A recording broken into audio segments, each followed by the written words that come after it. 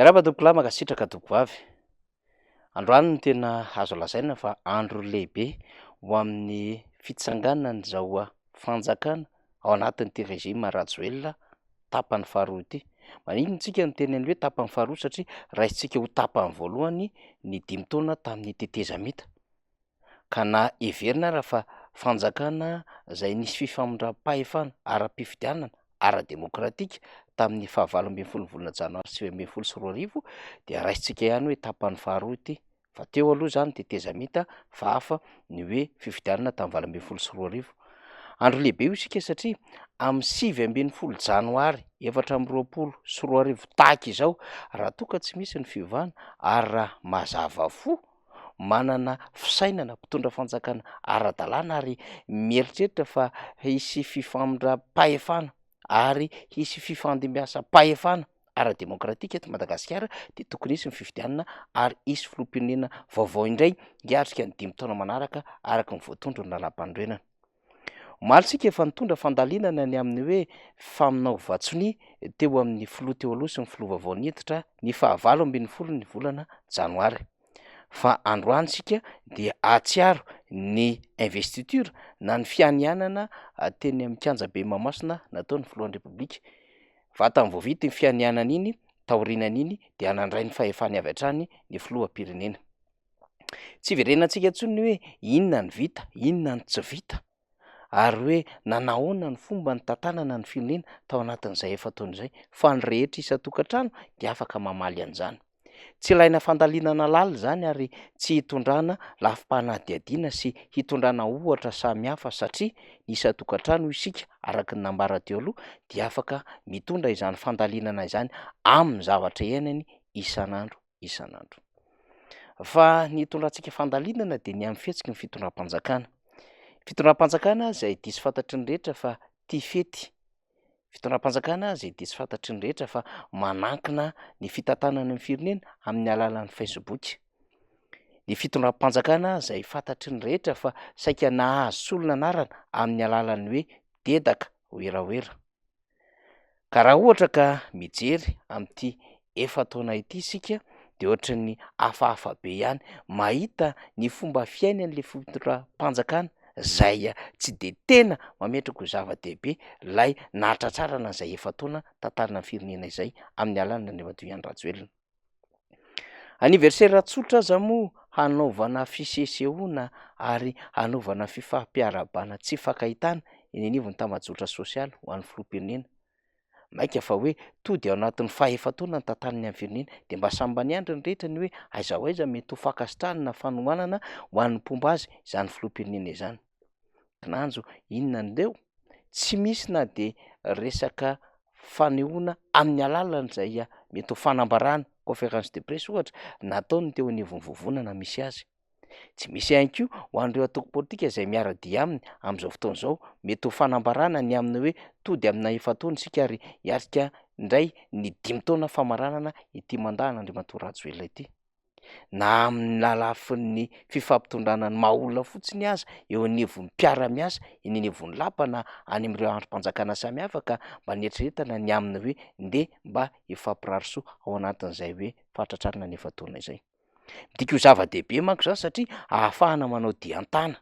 Ny atao hoe diantana dia mijery ny ho avy ary mieritreritra ny lasa mandinika ny ankehitriny.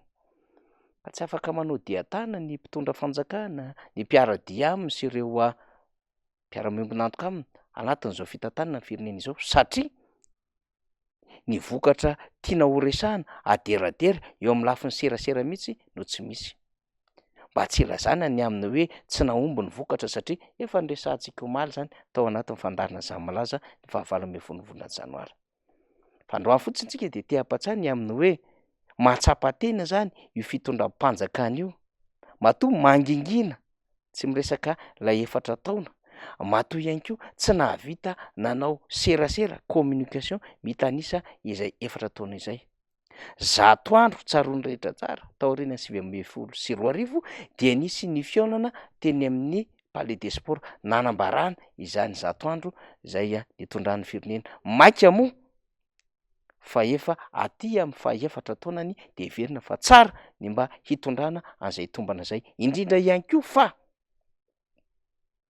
eritreretina fa ho amin'ny herintaona tahaka izao de tokony hisy filoham-pirenena hanao fianianana eo.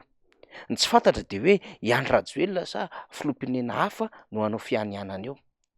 Ny fanjakana nefa sy ny mpanohana ny fitondram-panjakana de samy mbola mieritreritra fa mbola hahazo mandat hafa ankoatr'izao mandahan'izao, mbola mieritreritra fa ahazo fitondrana ara-demokratika, fifandimbiasam-pahefana inefatra ankoatra ity azy ity, ary mbola mieritreritra fa handresy amin'ny fihodinana voalohany. Ko inona ny tsy ireriana sahady teny zao, inona ny tsy hanaovana fety sahady ny amin'ny maika ihany koa hiatrika amin'ny mandat manaraka. Eo amin'ny lafin'ny fandinihana ara-piarahamonina sy fifampitondrana ny samy mpitondra fanjakana, fifampitondrana ary fifampiresahan'ny mpanao politika de samy ahitana taratra fa tena kivy sy tofoka ary tsy manana fanantenana amin'izao fitondram-panjakana izao ny vahoaka sy ny rehetra. Ary tsy mieritreritra ihany koa ny amin'ny hoe de mbola hamerina ny mpitondra fanjakana ankehitriny amin'ny 2024. Izany ny lôjika ny fahanginan'ny fanjakana tsy manao fety io.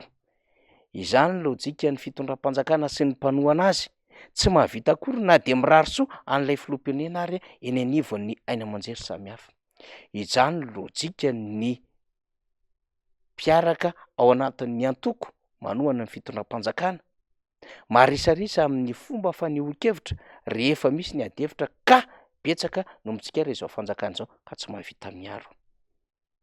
Ray na roa ao anatin'ny fitondram-panjakana no mahavita miaro, ary raha miaro indray ara de mbola mitandrina be amin'ny hoe ity arovana, ity tsy ahafahana maneho hevitra satria mety skandale avy any amin'ny olona tsy mitovy hevitra ao anatin'le fitondram-panjakana no miseho ka tsy miditra mamono afo amin'ireny izy ireo.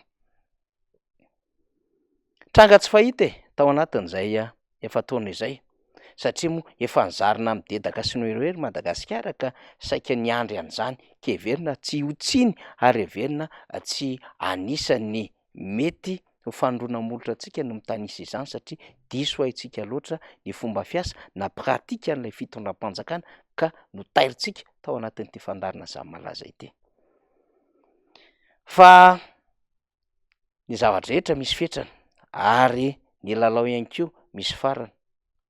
Rehefa mieritreritra amin'ilay hoe mpitondra fanjakana dia tsy nieritreritra reto olona reto fa vetivety de ho tonga izany 5 taona anaty mandat zany. Ka aty amin'ny faefatra taona ny vao mifampijery mifampitodika ary mifampanontany teny izy menakavy amin'ny hoe toa vetivety sahady. Eny toy ny vao omaly ilay 2024 ary tsy androny rehetra ny hanaperana ny mandahan'izao fanjakana izao. Satria na mpitondra faisana na mpitondra mangidy ho an'ny rehetra zany fitondram-panjakana izany.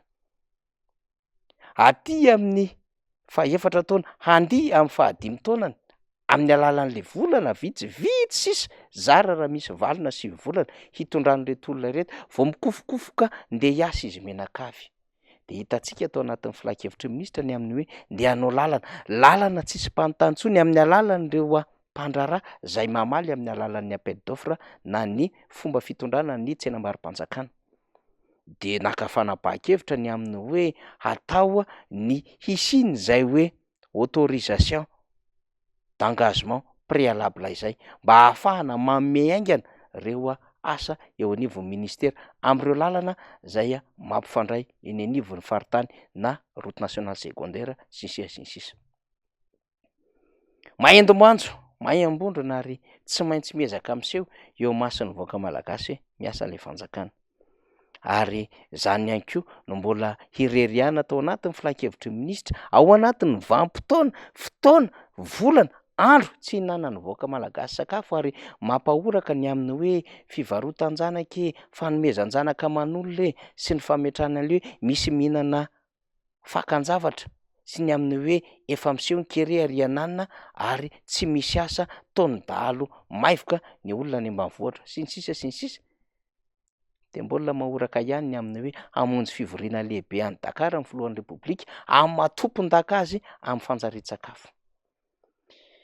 De lasa ny saina ny amin'ny hoe zany ve sisa no mba azo raisina ao anatin'ny serasera ny fanjakana. Move zany tsy mandatsa ny vahoaka isa-tokantrano raha toa ka ny filohanao ny tompon-daka amin'ny fanjarian-tsakafo kanefa ny vahoaka eo akaikiny, ny vahoaka tsy lavitra azy, ny malagasy zay taratra eo anivon'ny fiarahamonina n'aiza n'aiza ary tsy mila tadiavina any amina kilometatra maro zany fa amina metatra vitsivitsy miala amin'ny lampam-panjakana na Amotsirohatra na ery Iavoloha de samy fahadiran'ovana marobe ny tsy mihinan-kanina, kanefa dia tompon-dahakeran-tany ary rery havana ao anatin'ny filan-kevitry ny minisitra mihitsiny zany hoe nde hivory ny filoha fa tompon-dahakeran-tany.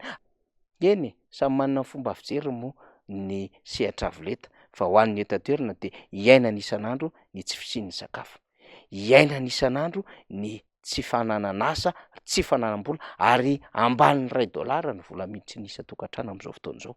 Zany hoe raha nametraka an'izay tatao eo amin'ny hoe raha mihoatra amin'ny $1.50 vola raisiny isan-tokantrano de azo kajiana mba mety misy fandrosoana kely ihany izany fa tsy mbola fananan-karena akory izany. Fa raha ambanin'izay de efa sokajiana ho mahantra ny isam-batan'olona. Zara fa misy $1, atao hoe $1 de eo amin'ny 4,000 na 500 sy 4,000 eo am'izao fotoana izao mba raisin'ny vahoaka malagasy. Kajiantsika ny saraka tsara zany hoe ny solon'andro, solon'asa andavanandro zay ataon'ny mpiasa eny amin'ny sehatra rehetra eny zany resahantsika izany. Ka raha izany ary moa ny vola miditra isan-tokantrano, inona ny famokarana ary inona ny fandrosoana ho eto Madagasikara am'zany? Ary inona ny sakafo hohanina am'zany? Ao anatin'ny fiakaran'ny vidim-piainana am'izao fotoana izao, kanefa moa ny filoham-pirenena amin'ny matompon-daka aty Afrika azy momba ny fanjariana ara-tsakafo de hiatrika fivoriana izy. Anateninina ny dadabe Noely ny vahoaka malagasy ary anateninina amin'ny ray aman-dreny ny vahoaka malagasy izy miverina avy any Senegal, fa ny omaly tsy niova ihany. Volan-kakafitra ny fiainan'ireo malagasy ary nikody zafy ihany ny leksisy tahakan'izay fanitranga tamin'ny 2024, 2024, 2024, 2024 de ihamafy ny 2024. Indrindra moa efa miditra tsy lavitra aho CNSO zay rivo-doza hamakivaky iny ilany avaratra mihazo an'Analonjirofo sy Atsinanana na ary hitoraka makaty Andrefaniny. De miandry ny fahampitehana indray sy ny fitanisana ny Draboana ary hangataka eo amin'ny sehatra iraisam-pirenena indray ny fitondram-panjakana miaraka amin'ny vahoaka malagasy fa zao hoe anjatony anarivony sanatry ny vavana dian'ny lela no hitranga eto amin'ity rivo-doza ity. Ka ny fanjakana ary moa anatin'ny filan-kevitry minisitra tsy miresaka akory ny fepetra sy nde mety ho fankahirezana amin'ny vahoaka malagasy hiatrika izany rivo-doza izany. Inona no antenenao amin'ny fitondram-panjakana? Efa nisy vola be azo teo amin'ny sehatra iraisam-pirenena taorian'ny Covid-19 ary taoriana ny fandalovan'ny rivo-doza, saingy apetraka ny fanontaniana. Iza no mba nisitraka izany? Ary efa tafarina ve ny voka-dratsy navoaka ny rivo-doza tamin'ny alalan'ny fandalovany Eminaty sy Batsiray?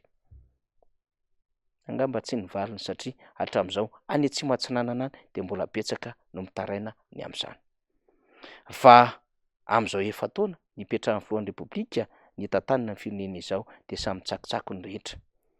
Mbola janona sahaverina izy raha toa ka kandida, ary raha tsy kandida izy dia ahoana no isaorana azy am'izay mety ho fahatsapatena ara-politika sy ara-pisainana ny amin'ny hoe tsy vitako mitantana ny firenena ka aleoko miatakataka fahalala be na aleoko manipoka fa mba tsy hitondra vesatra ho an'ny mpiray tanindrazana ary tsy hamotika ny firenena.